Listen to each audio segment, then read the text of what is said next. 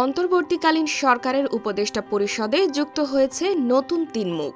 রবিবার 10 নভেম্বর সন্ধ্যায় শপথ গ্রহণ করেন তিন উপদেষ্টা শেখ বশিরউদ্দিন, মোস্তফা সরোয়ার ফারুকী ও মাহফুজ আলম।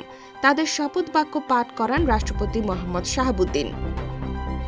এদিকে উপদেষ্টার শপথ ইস্যুতে ক্ষোভ ঝেড়েছেন বৈষম্য বিরোধী ছাত্র আন্দোলনের দুই সমন্বয়ক হাসনাত আবদুল্লাহ ও সার্জিস আলম। শপথ পাঠের সময় পেছনে বঙ্গবন্ধু শেখ মুজিবুর রহমানের ছবি থাকার বিষয়ে সোমবার ভোররাতে নিজের ভেরিফাইড ফেসবুক পেজে হাসনাত আবদুল্লাহ বলেন, আমরা সারাদিন লিক তাড়াবো আর বলবো মুজিববাদ মুর্দাবাদ, আর তারা মুজিবের ছবি পেছনে টানিয়ে করে শপথ পাঠ।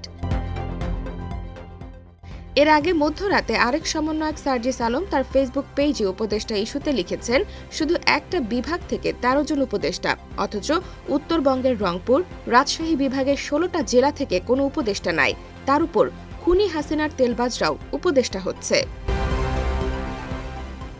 প্রসঙ্গত, রবিবার সন্ধ্যায় শপথ নেওয়ার তিন উপদেষ্টার মধ্যে শিল্পগোষ্ঠী আকিজ বশির গ্রুপের ব্যবস্থাপনা পরিচালক শেখ বশিরউদ্দিনকে বাণিজ্য, বস্ত্র ও পাট মন্ত্রণালয়ের দায়িত্ব এবং মোস্তফা সরোয়ার ফারুকীকে সংস্কৃতি বিষয়ক মন্ত্রণালয়ের দায়িত্ব দেওয়া হয়েছে।